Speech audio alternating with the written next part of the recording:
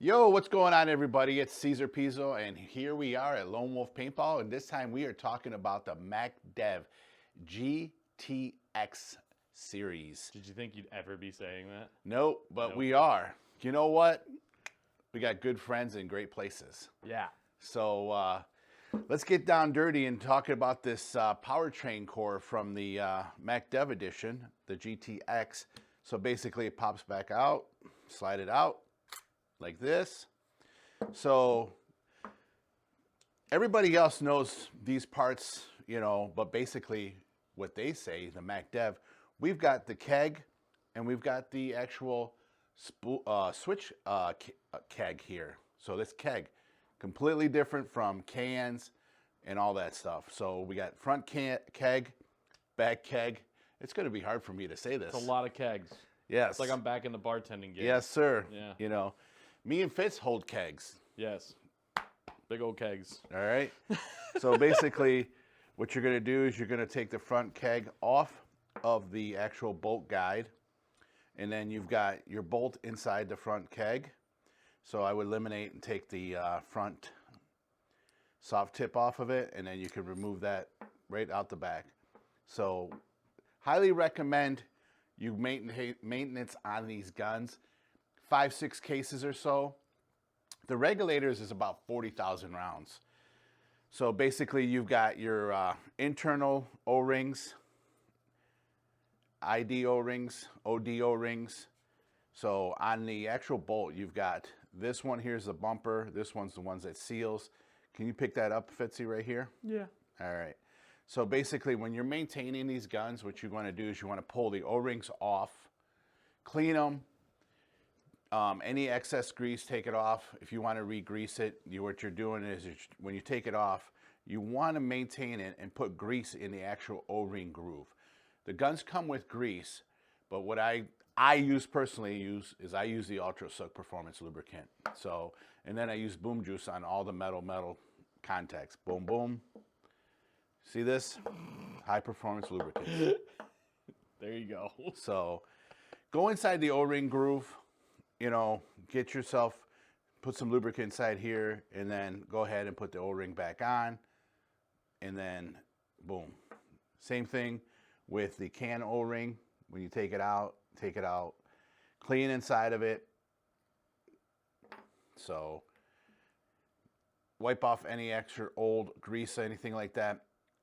Do it inside the actual O-ring groove, put grease inside there, pinch it, get it to roll over like this, and then you can go ahead and fit it inside the O-ring groove and then push it back in.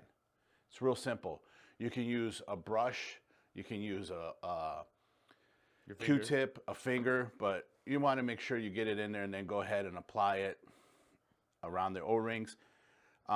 Dynamic O-rings, you always want to grease. Stagnant O-rings, you want to put grease on it with your fingers. You don't have to go underneath it. So apply the bolt back inside the keg, and then go ahead and reinstall the soft tip.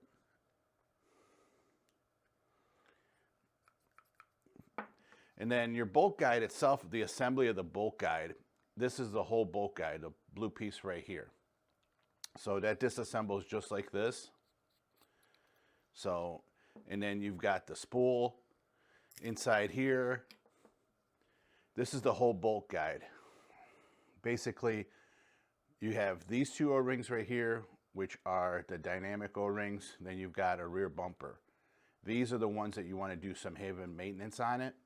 And then you have an inside OD one where the actual spool itself right here seals on that part here.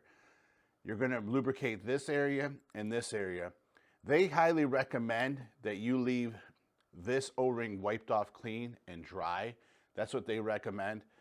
I'm thinking it's because when you have O-ring, any lubricant on these O-rings here, it's going to blow it up onto the actual spool. So it'd be too much. Then it'd be way too much. Yeah. So that's why I think that their suggestion is just to wipe it off and don't apply any grease to that, but you're going to apply grease to this area here and then inside the front tip of the bolt.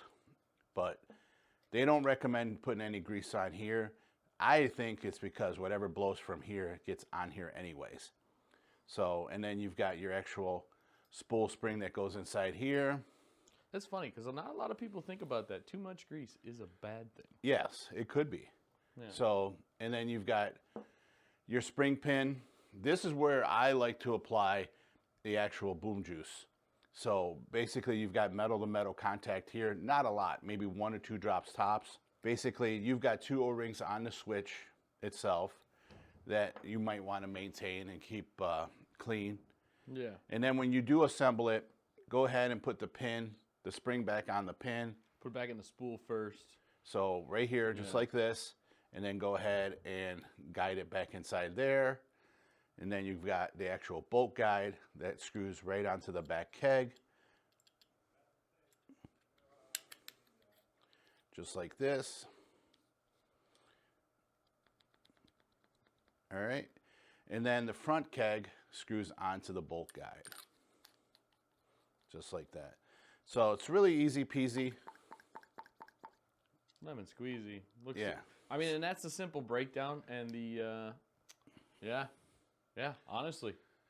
That's what you got to do after you play. Yeah, I mean 5, 6 cases or so, I would recommend doing that.